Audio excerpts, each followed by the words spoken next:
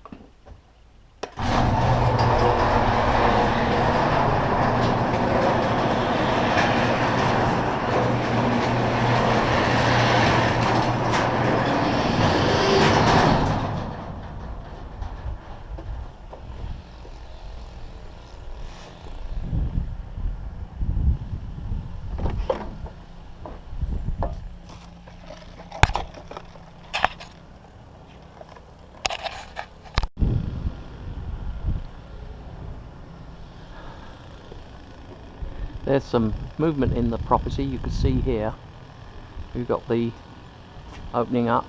That's as the property moves, the foundation shifts and moves. Then the hole, the garage doorway goes out a square, and we end up with this typical amount of movement here. What really needs to be done here is recorked, because you don't want water getting in.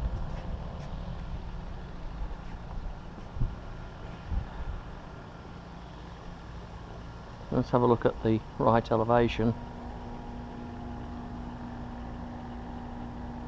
Gas meter. We're going to check it for gas leak.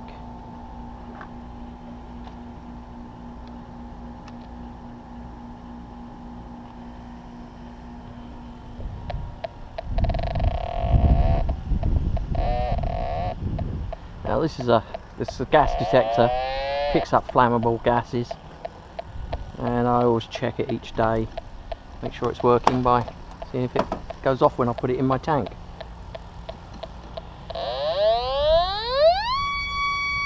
Works nicely. And we should be able to tell whether or not we've got gas leak at the meter.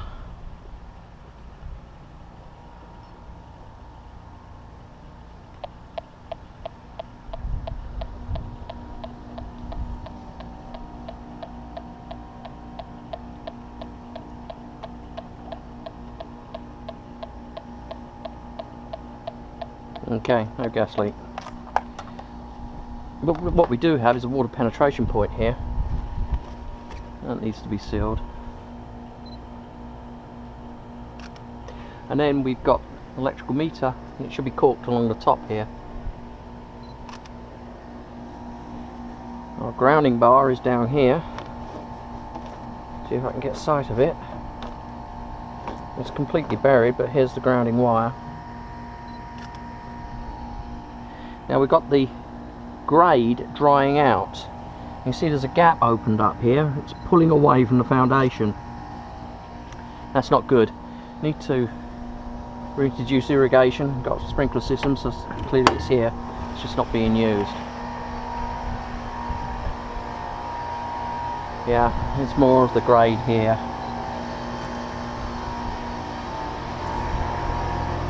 Here the isolator is not corked at the back of it.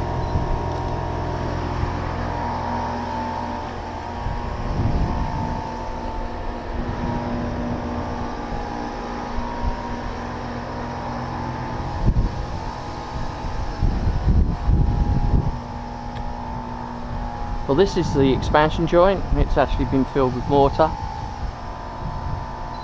It should be corked.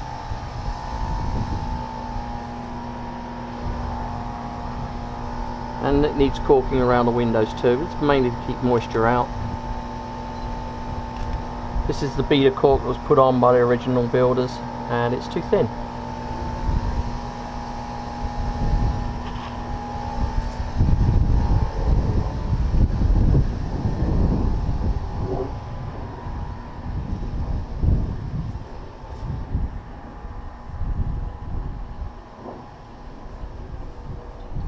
We're at the rear elevation. Again, the corking's poor.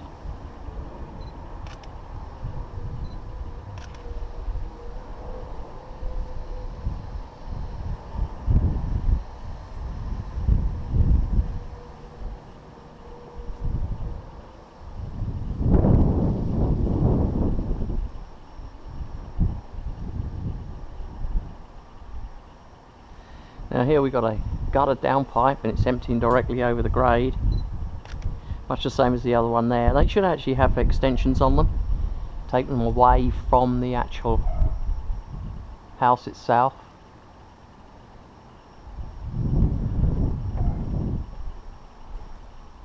Some counter flashing up here. It's not being painted, but it's galvanized, just decorative really, not a problem. We're at the rear porch.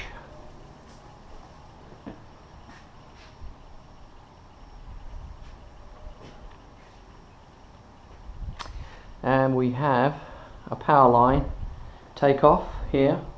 It's in conduit, but it's actually incorrect use of an outlet.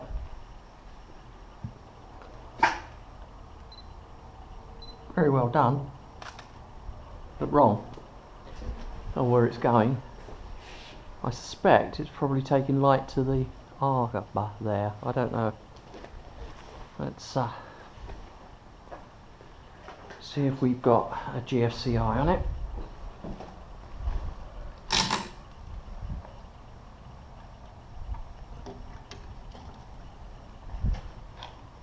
Yeah, we've got power.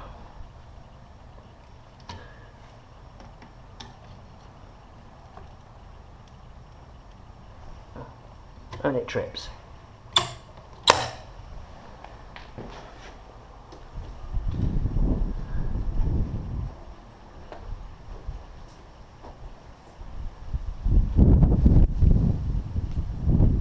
Up here we need some caulking.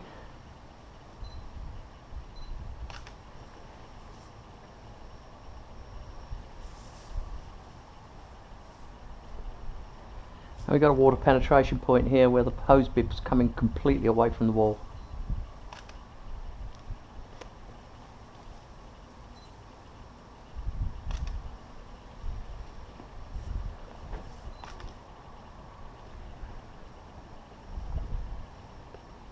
We're at the rear left.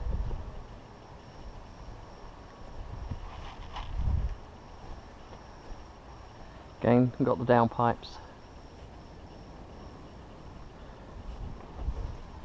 See here erosion against the grade beam. This is the drying out of the soils. So you want to get this irrigation system going as soon as possible. Ventilation is soffit vents. Another problem with the downpipe. Coming around the front elevation.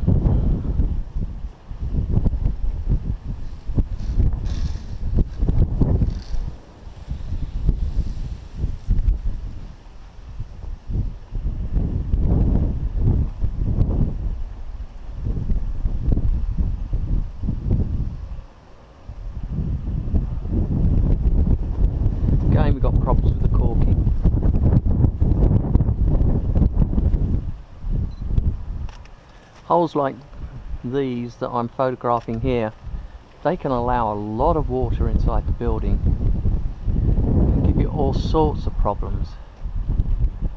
Well, this roof, we're going to inspect it from the ground. I have a telephoto lens on the camera so I can take pretty good accurate photographs.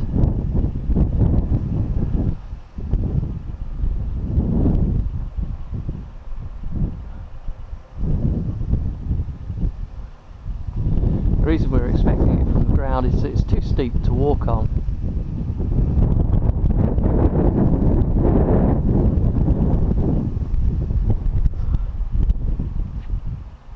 We have lead flashing on the penetrations, that's always good. I prefer those to the rubber ones. They're longer lasting. Here we've got a rodent penetration point here. It's basically, you've got a gap up there, and squirrels and rats and mice can all get in there, and come the winter when they're looking for somewhere nice and warm to live, this represents a really nice residence. They'll just be popping in there. So we're looking at the roof at the right. We have two vents, the main vent top there, and we've got flue, which is looks like it's a water heater flue. That'll be in the garage.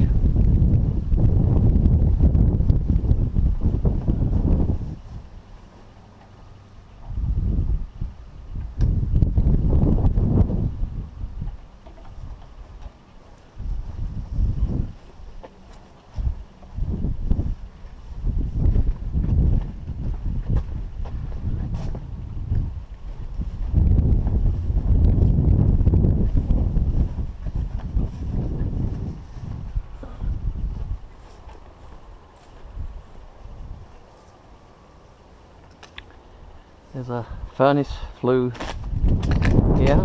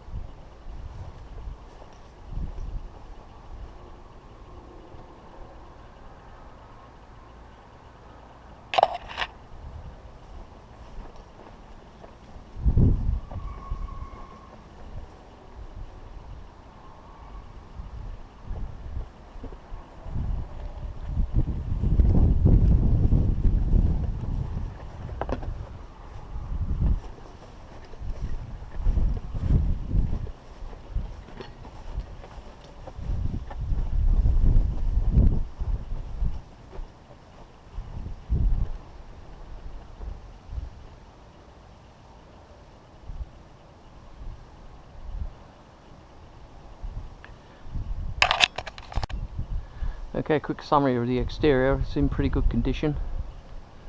There are no obvious cracks, hairline cracks or openings in the brickwork or the foundation. The flashings are in good order.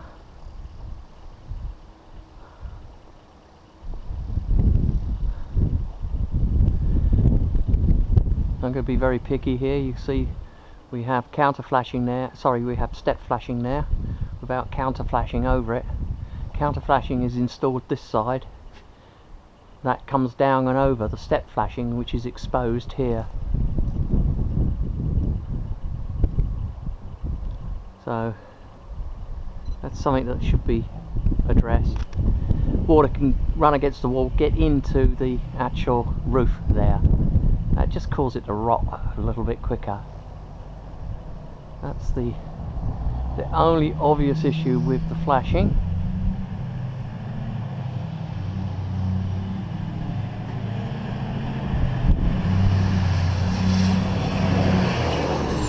We've got counter flashing here. Or have we? No, we haven't got counter flashing here. That can be fixed quite easily.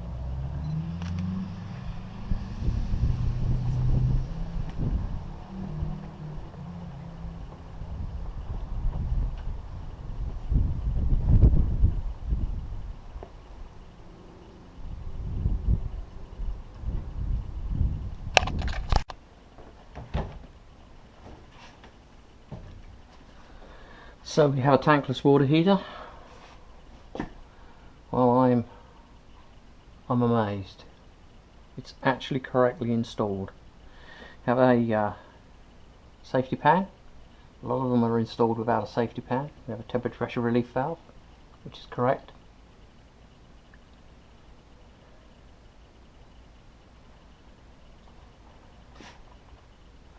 It's set at 125 degrees. It's all good. I'm pleased to report we have an excellent operating system. See if the temperature pressure relief valve works. It does, and it came on. Wow, that is good.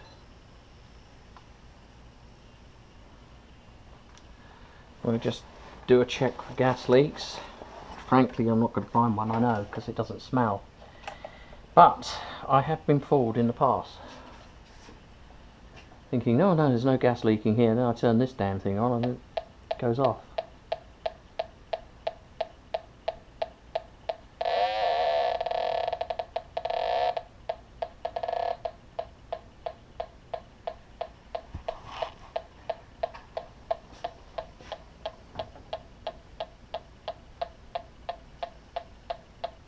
All clear.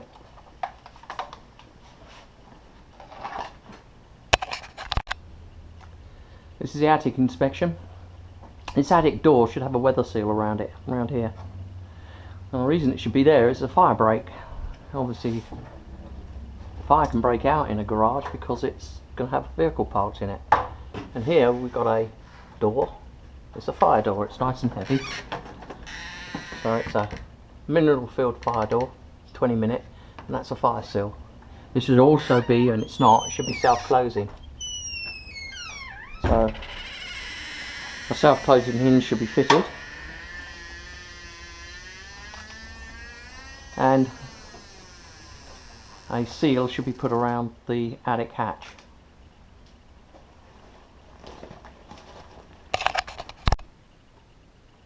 We're going into the attic, light switch. This has got a plastic cover on it. It should actually be metal.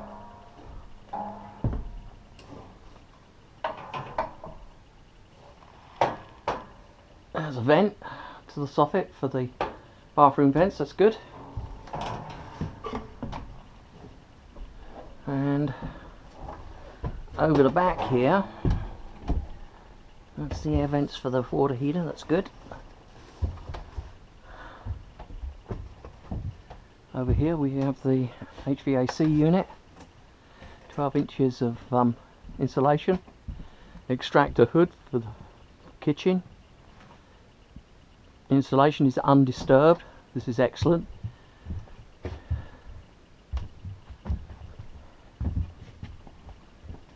We have radiant barrier, which is brilliant.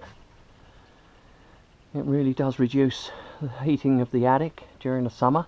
It will cut down on your cooling bills. Look like we have another water heater. Okay, we'll find that inside the house. This is the HVAC unit. A couple of things. We do not have sediment trap. We should do.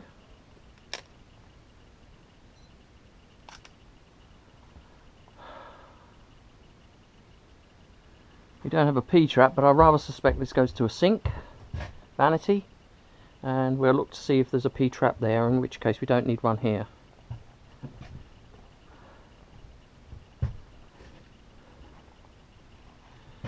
We don't have any bonding on the flue pipes.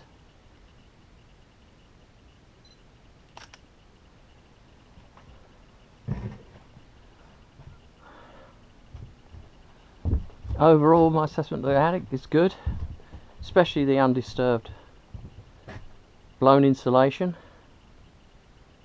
It's not good to disturb it. It doesn't perform quite as well as it does if it's nice, deep and fluffed up.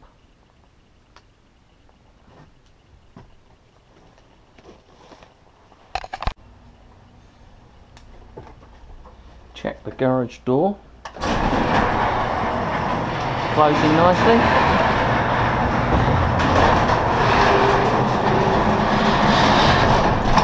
The trick's working.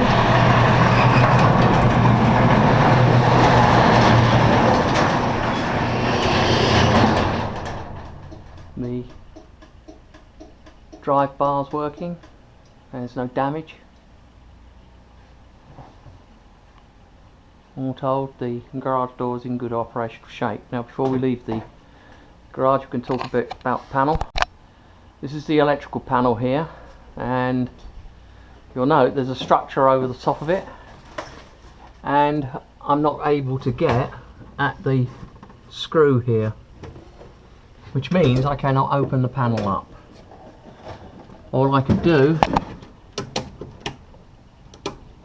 is check that all of them are on, and we'll do some checks inside, trip the arc fault detectors and reset. But I'm not able to look at the wiring because I can't take it off. Now this is an illegal installation now. It's made so by this, which is the temperature, the decking that's been put in around here, storage, and you've got to have 36 inches clearance all the way around it, and you haven't, and I cannot take this down. This is the internal inspection. We are now inside the house itself.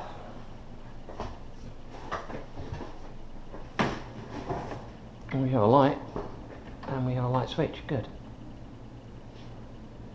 First thing we're going to do is put the oven on. We are missing a grill here. This is a vent for the oven, but there should be a grill covering it.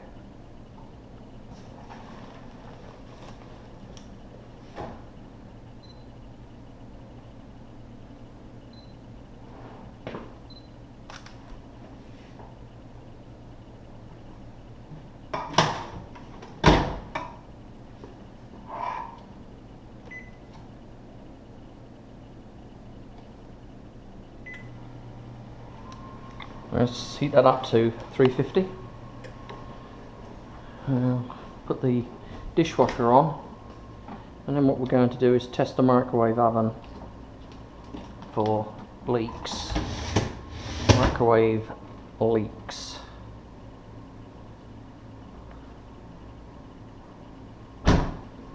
Okay, we're putting in 250 milliliters of water. We're going to test the microwave. Put it on for 5 minutes.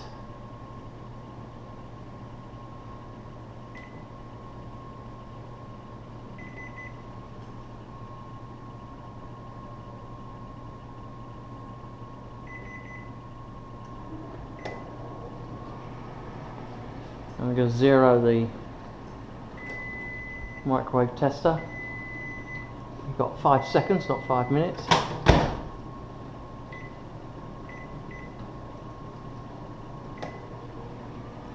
Zero the meter.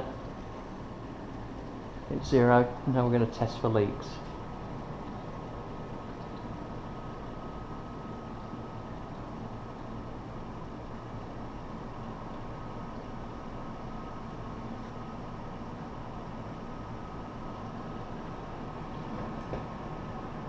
And 1, 2, 2, 2, 4.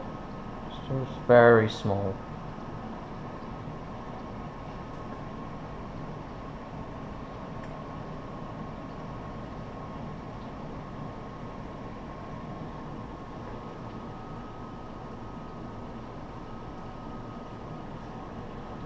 Two, 3.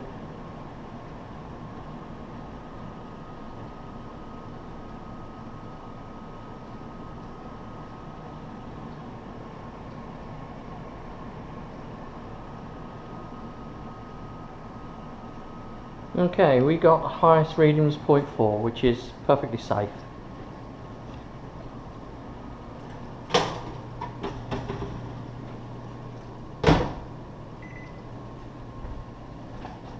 You will be pleased to know your microwave is safe.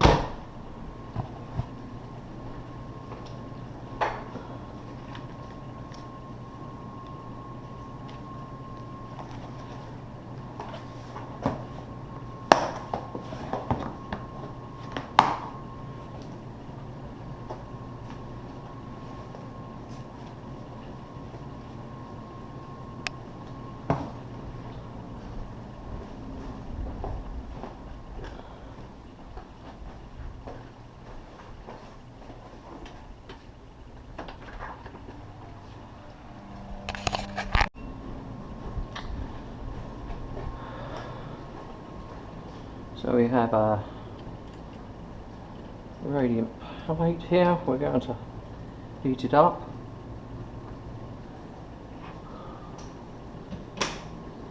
Extractor fan. Already seen it goes out of the roof, which is correct. Both the lights come on, which is good. And we have the burners working. Here we're at the sink, looking for the food disposal and whether or not we've got any damage to it.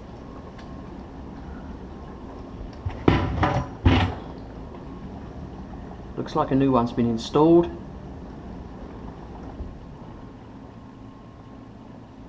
Well, we need to have a look around the back end of that.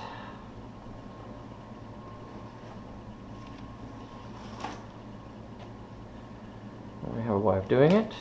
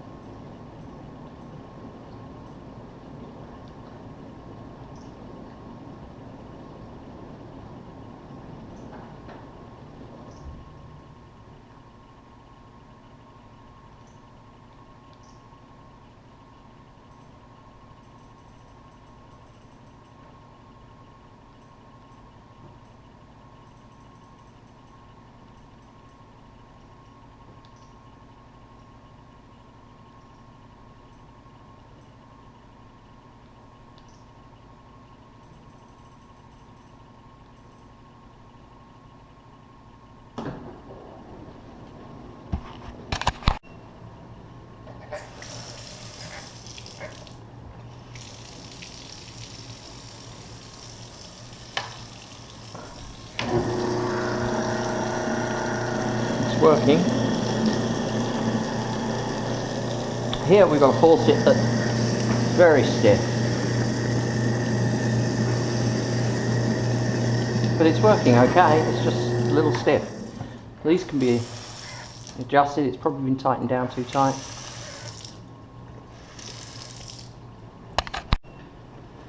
Here we've got a GFCI and it's operational. Here we are in the master suite. First thing we're going to check is the functional flow.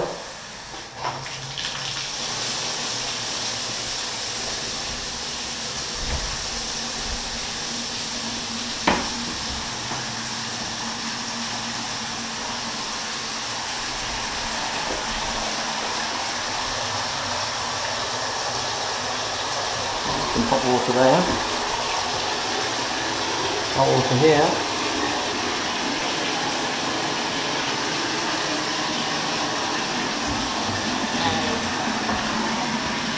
Down here we've got connectors. Yep. Oh, and here's the drain line for the HVAC unit, so it's got a P-trap here. That's all okay.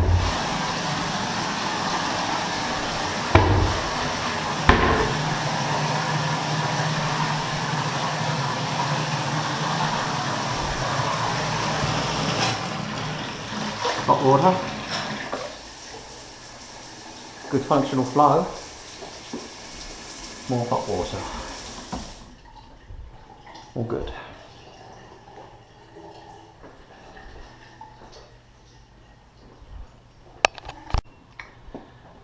This is the guest bathroom.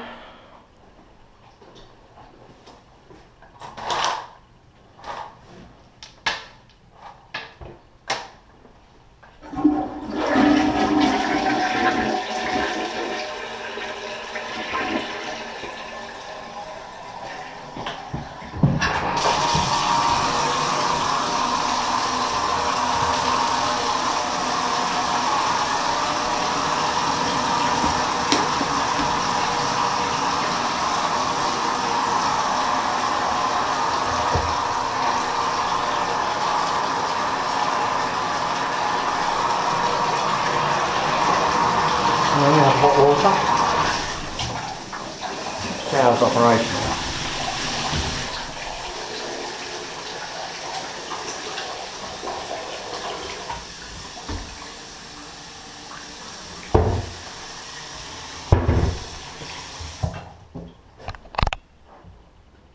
And the guest bedroom at the left elevation.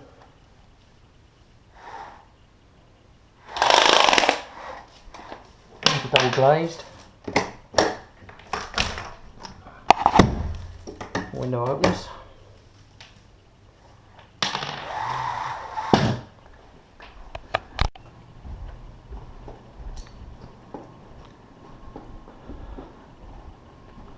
We're just checking the windows at the moment for water penetration. At the same time we're looking at the walls, ceilings, signs of cracking. I'm not going to find it, I don't think, because there's no cracks outside. And if you're going to get foundation movement, the wall that's sufficient enough, it cracks the walls often before it cracks the internal sheetrock. Believe it or not, it's because raw wall bricks are very brittle. They have no what we call tensile strength.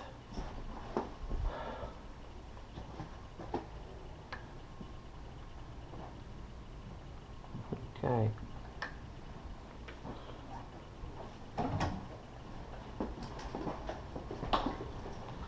This is the laundry.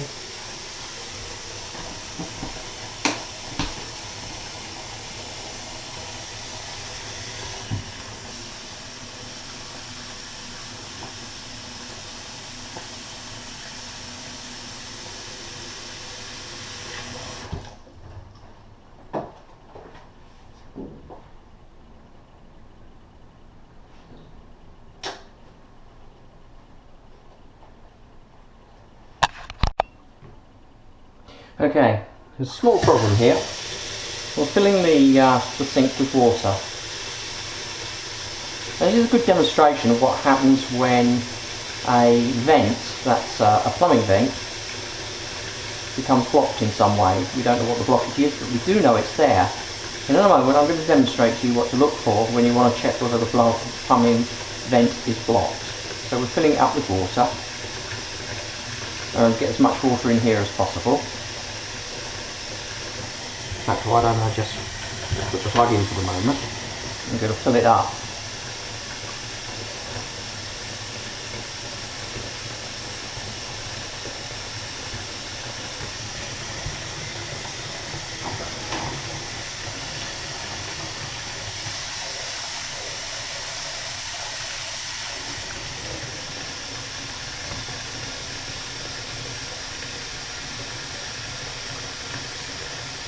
So it's nicely filled. I'm going to unplug it and turn that off. Now watch. You can see we're getting air coming up. You'll see a bubble in a minute.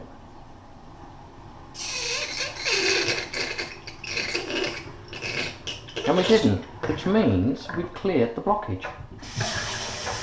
That's cool.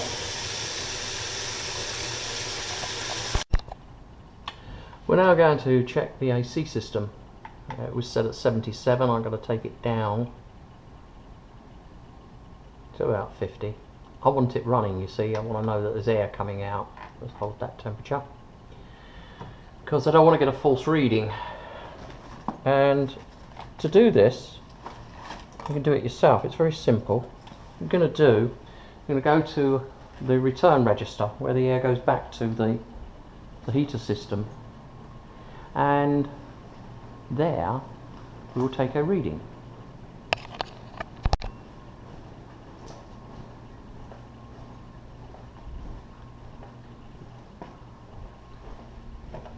Okay, here's a return.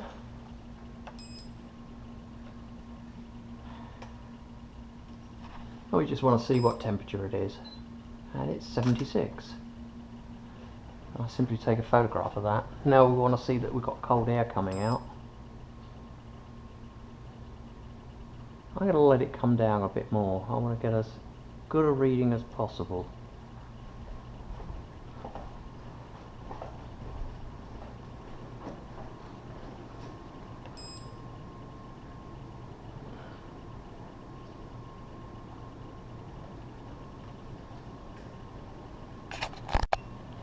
Now while the AC cools down, it's only just starting. I want to get a good reading, as I said.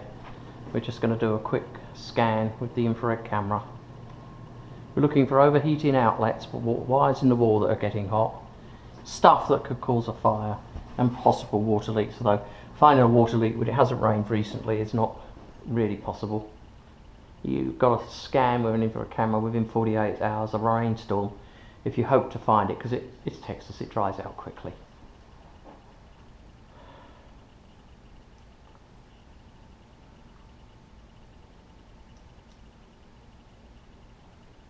Okay.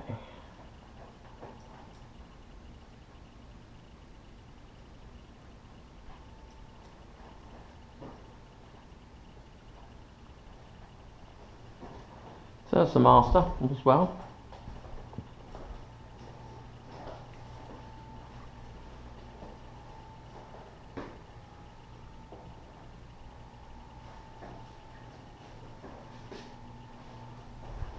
Okay.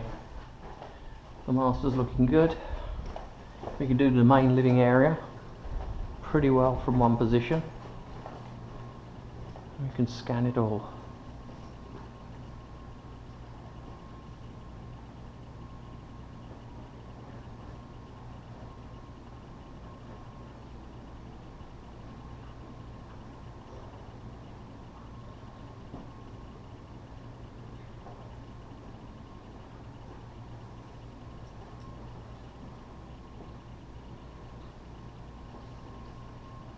Okay, so the two back bedrooms.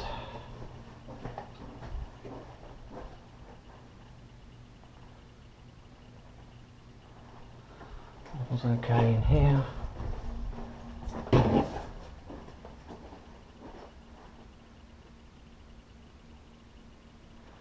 All's fine here.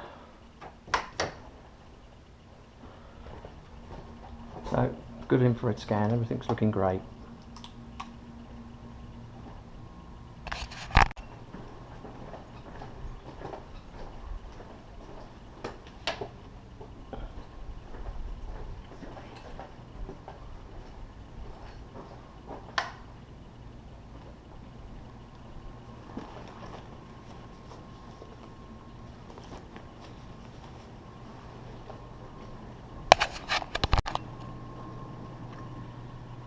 So now we're going to look at the oven, make sure we've got the right temperature. Set it at 350, 342, that's good. 342, 332, obviously it's not even. But it's over 325 and that's the minimum it can be.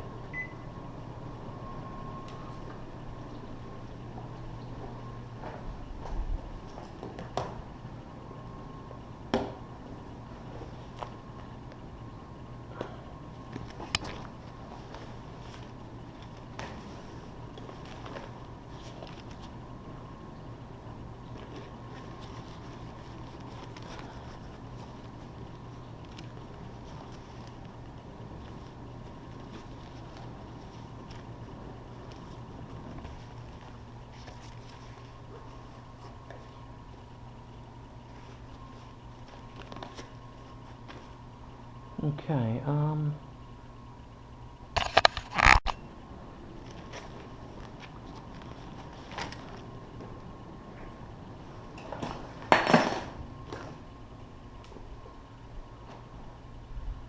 this is the fire.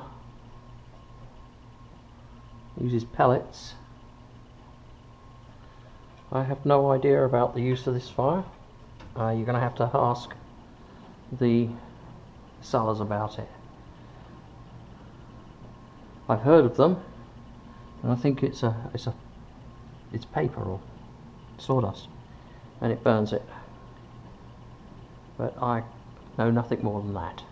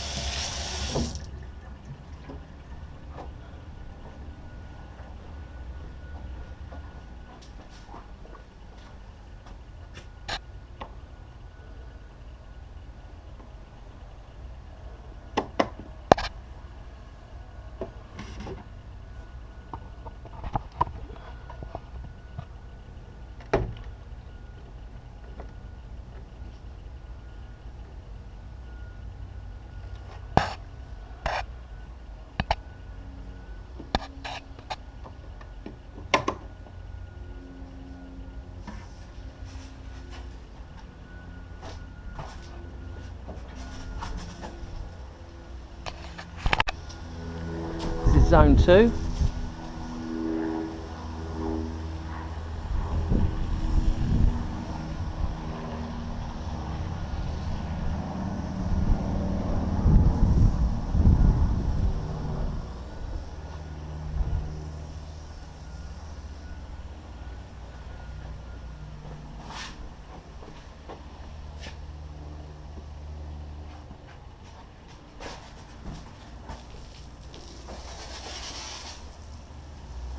In zone 3 we've got a broken head.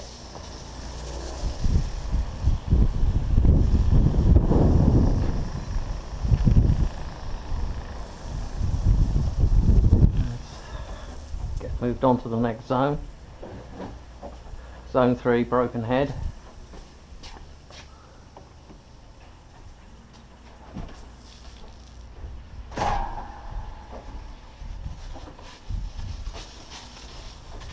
Zone 4.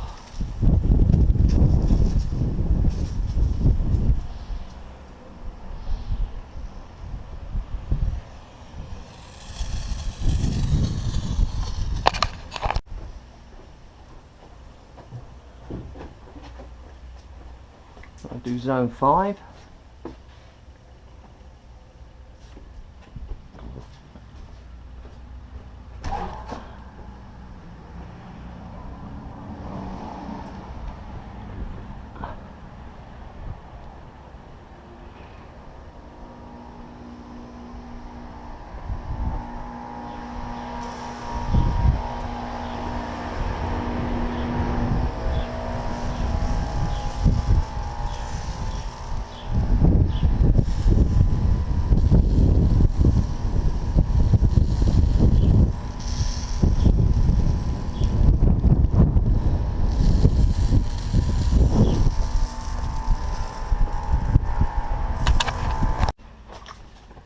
We'll do zone 6.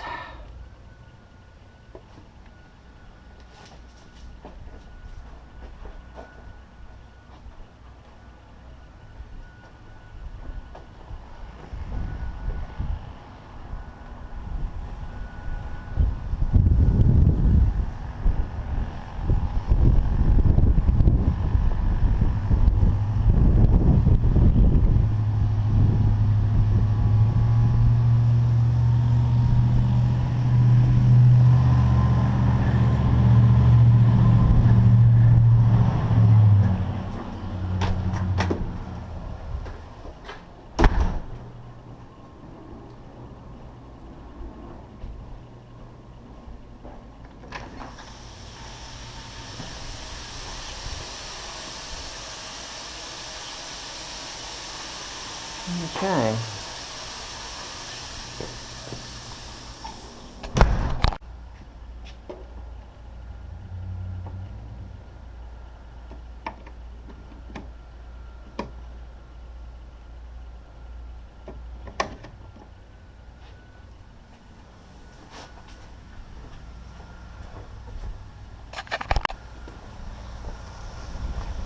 This is zone 1.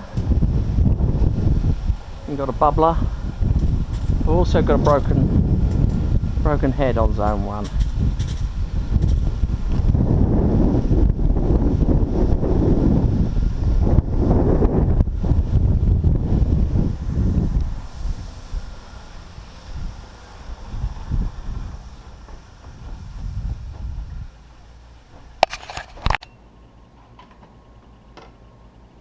Okay, we're trying to set the heating, and the maximum setting is 88 degrees. That's a lockout. It's been designed that way. It was done by the builder. You can get that lockout taken off. You're going to have to go and contact the manufacturer, Honeywell. They'll tell you how to take that lockout off. It's set at 88 in the moment. Hopefully that's enough to bring the heating on. And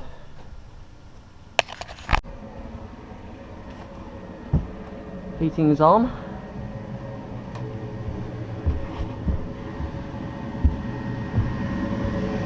It's completely enclosed, this furnace.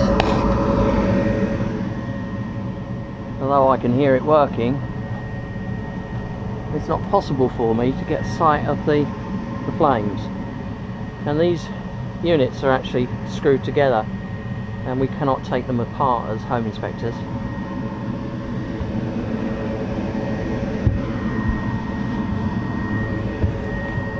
Yeah, I can see blue flame. Yep, okay, I'm happy.